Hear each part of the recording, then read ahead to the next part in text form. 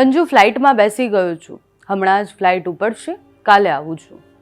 છેલ્લે જ્યારે વિજય રૂપાણીએ તેમના પત્નીને ફોન કર્યો ત્યારે એમના આ શબ્દો હતા.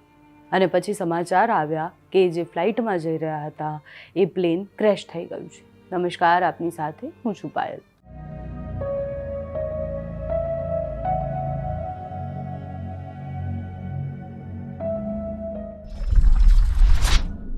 અમદાવાદ પ્લેન ક્રેશની દુર્ઘટનામાં આખો દેશ સ્તબ્ધ થઈ ગયો છે.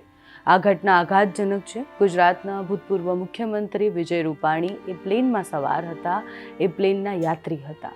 આ અંગેના સમાચાર મળતા જ વિજય રૂપાણીના પત્ની અંજલિબેન લંડનથી આવી ગયા. અમદાવાદ પહોંચ્યા ત્યારે જે ભાવુક કરે એવા દ્રશ્ય સામે આવ્યા. કોઈ પણ હૃદયના માણસને કંપાવી ઉઠે એવા એ દ્રશ્ય હતા. અંજુબેન ધ્રુસકે ને ધ્રુસકે રડતા હતા. તેમના નિવાસ સ્થાને સાંત્વના પાઠવવા માટે અનેક લોકો પહોંચ્યા. પીએમ મોદી પણ અંજુબેનને મળ્યા અને પુત્ર ઋષભ આવે પછી અમેરિકાથી અને વિજય રૂપાણીની અંતિમ વિધિ રાજકોટમાં થશે તેવી વાત થઈ. પણ મળતી માહિતી મુજબ વિજય રૂપાણી ફ્લાઇટમાં બેસી અને પત્નીને ફોન કર્યો. એ એમનો અંતિમ કોલ હતો. અંજલિબેનને ફોન કરીને એમણે અંતિમ કોલમાં કહ્યું કે ફ્લાઇટ હવે થોડીક જ વારમાં ઉપડવાની છે, ફ્લાઇટમાં હું બેસી ગયો છું, કાલે આવું છું. શુક્રવારે વહેલી સવારે જ્યારે અંજલિબેન રૂપાણી અમદાવાદ એરપોર્ટ પહોંચ્યા ત્યારે પણ એ ખૂબ આઘાતમાં હતા, ખૂબ જ રડી રહ્યા હતા. તેમણે કહ્યું કે મને એકવાર વિજયનું મોઢું બતાવી દો. આ કેટલા કરુણ શબ્દો છે અને કેટલી કરુણ એ વાસ્તવિકતા છે કે આવી ઘટના પછી કોઈ મજબૂતમાં મજબૂત માણસ પણ પડી ભાંગે છે.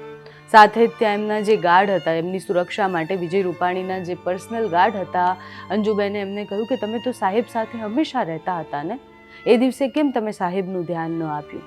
એ સાંભળીને એ કમાન્ડર પણ રડવા લાગ્યા અને 20 મિનિટ સુધી અંજલિબેનનું એ રુદન, એ આક્રંદ, એ આંખોના આંસુ અને જ્યારે એ ઘરે પહોંચ્યા ત્યારે જે દ્રશ્ય સામે આવ્યા એ ખૂબ જ દુઃખદ હતા. એના થોડા જ સમય પછી અમે પણ ત્યાં ગયા હતા. ત્યાં જે સન્નાટો હતો, ત્યાં આવતા એ નેતાઓની આંખમાં આંસુ હતા. ત્યાં બેઠેલા તમામ માણસો એ વિજય રૂપાણીની યાદોમાં એટલા દુઃખી હતા કે એમને લાગી જ નહોતું રહ્યું, એમનું મન માની જ નહોતું રહ્યું કે આવી કોઈ ઘટના બની છે. 200થી વધારે પરિવાર મેં એવા રડતા જોયા છે કે જે હજી પોતાના વાલસોયા શોધી રહ્યા છે. વિજય રૂપાણી જ્યારે પ્લેનમાં બેઠા ત્યારના અનેક ફોટોઝ પણ સામે આવ્યા છે. આ દુર્ઘટનાએ અનેક લોકોના પરિવારને ઉજાડી દીધા છે. અનેક પરિવાર ખોરવાઈ ગયા છે. નાની 2 વર્ષની દીકરી પોતાના મા બાપને શોધી રહી છે. 50 વર્ષના પિતા પોતાના બાળકને શોધી રહ્યા છે.